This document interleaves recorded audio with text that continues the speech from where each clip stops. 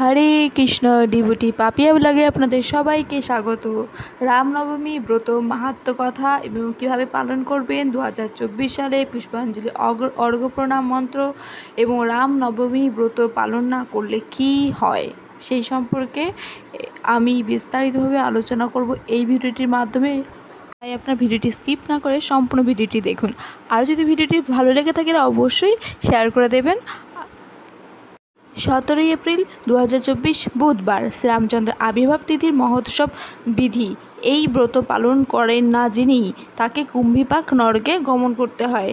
এটা হচ্ছে চান্দ্র পঞ্জিকা অনুযায়ী চৈত্র মাসের শুক্লপক্ষের নবমী তিথিতে রাম নবমী মহোৎসব পালন করা হয়। এই উক্তিটি বাল্মীকি রামায়ণে এবং হরিভক্তি বিলাসে অগস্ত্য সংহিতাতে উল্লেখ আছে যে চৈত্র মাসে শুক্লপক্ষে নবমী তিথিতে মধ্যাহ্নকালে যখন পূর্ণবর্ষী নক্ষত্র যুক্ত হয়েছিল তখন ভগবান শ্রীরামচন্দ্র আবির্ভূত হয়েছিলেন। রাম কথাটি অর্থ হচ্ছে আনন্দময়। তাই ভগবান শ্রীরামচন্দ্র যখন আবির্ভূত হয়েছিলেন তখন রাজা দশরথ সহ সকল অযোধ্যাবাসীগণ আনন্দ লাভ করেছিলেন এবং সেই উপলক্ষে এখনও সকল ভক্তগণ এই দিনটি আনন্দ লাভ করেন। এই রামনবমী ব্রত পালন করে সমগ্র জগৎ আনন্দ লাভ করেন। অগস্ত্য সংহিতাতে উল্লেখ করা হয়েছে যে ব্যক্তি রামনবমী ব্রতটি পালন করবেন তিনি জড়বন্ধন থেকে মুক্তি লাভ হতে পারবেন এবং যিনি এই রামব্রতটি পালন করেন রামনবমী ব্রতটি তিনি ভগবত ধামেও গমন করেন। আরও বলা হয়েছে যে কেউ যদি রামচন্দ্র ভগবানের সেবা দিয়ে পূজা অর্চনা করেন তাহলে তিনি ভগবানকে অতি সহজেই সন্তুষ্ট বিধান করতে পারেন।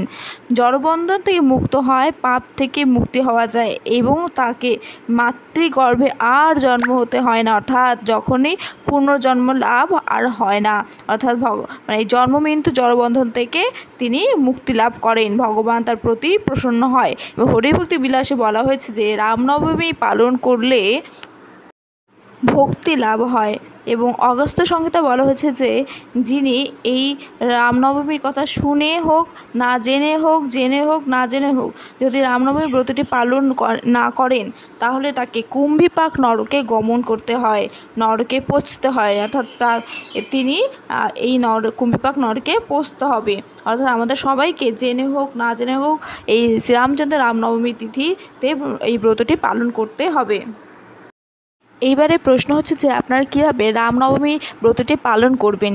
সকালে প্রাতঃ স্নান করবেন, মঙ্গল আরতি করবেন, অধিক হরিনাম জপ করবেন এবং শ্রীরামচন্দ্রের অধিক সেবাদি পূজা অর্চনা করবেন এবং মধ্যাহ্নকাল পর্যন্ত অবশ্যই মধ্যাহ্নকাল পর্যন্ত আপনারা উপবাস করবেন এবং মধ্যাহ্নকালের সময় আপনারা অভিষেক ক্রিয়া সম্পন্ন করে ভগবানের মহাআরতি, তারপর হচ্ছে আপনার পুষ্প অর্পণ করবেন, তুলসী পাতা অর্পণ করবেন। পুষ্পাঞ্জলির সময় আপনারা ঈশ্বর সচন্দন চরণে গন্ধপুষ্পেই নমঃ বলে আপনারা পুষ্পাঞ্জলি করবেন এবং গুরু প্রণাম মন্ত্র করবেন, উচ্চারণ করবেন। তুলসীপত্র অর্পণের সময় এতানি তুলসীপত্র শ্রী রামচন্দ্রের নমঃ বলে আপনারা চরণে তুলসীপত্র অর্পণ করবেন। এইভাবে আপনারা প্রণাম মন্ত্র করবেন। শ্রীরামচন্দ্রের প্রণাম মন্ত্র হচ্ছে রামায় রামভদ্রায় রামচন্দ্রায় ভেদসে রঘুনাথায় নাথায় সীতায় পতয়ে নমঃ। এইভাবে আপনারা শ্রীরামচন্দ্রের প্রণাম মন্ত্রটি উচ্চারণ করে আপনারা ভগবানের চরণে পুষ্প অর্পণ করবেন এবং ভোগ নিবেদন করবেন, ভোগারতি গাইবেন।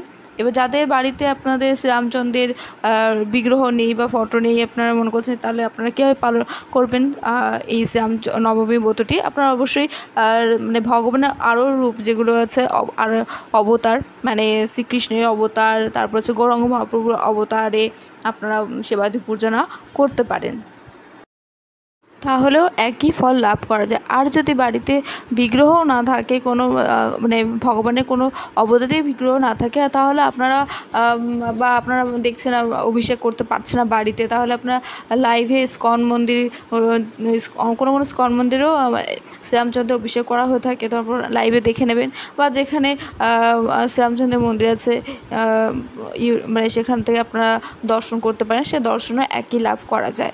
ঠিক আছে।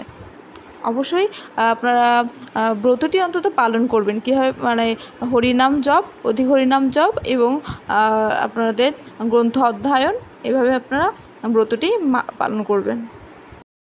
অবশ্যই আগের দিন আপনারা নিরামিষ ভোজন করবেন। যারা আমিষ ভোজন করেন তারা আগের দিন 17 তারিখ যেহেতু রামনবমী তার ব্রত, তার আগের দিন আপনারা নিরামিষ ভোজন করবেন এবং পরের যেদিনকে রামনবমী ব্রত আছে সেদিনকে আপনারা মধ্যাহ্নকাল পর্যন্ত উপবাস করবার পর আপনারা পরে প্রসাদ পেতে পারেন অনুকল্পনায়, এবং তারপরে পরের দিন আপনারা নিরামিষ ভোজন করবেন। এইভাবে আপনারা ব্রতটি পালন করবেন।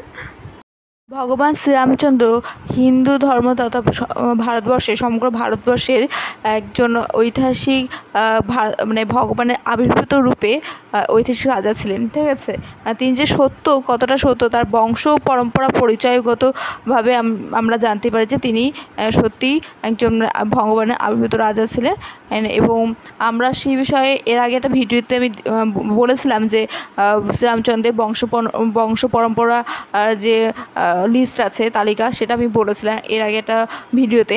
তো সেখানে আপনারা দেখতে পাবেন যে সূর্যবংশ থেকে শ্রীরামচন্দ্রের আবির্ভূত হয়েছিলেন এবং তার পিতার নাম হচ্ছে রাজা দশরথ এবং মাতার নাম হচ্ছে কৌশল্যা দেবী। তো এইভাবে তিনি আরও বংশ পরম্পরাগতভাবে তার একটা লিস্ট আছে। তো তিনি সূর্যবংশের আবির্ভূত হয়েছিলেন, ঠিক আছে।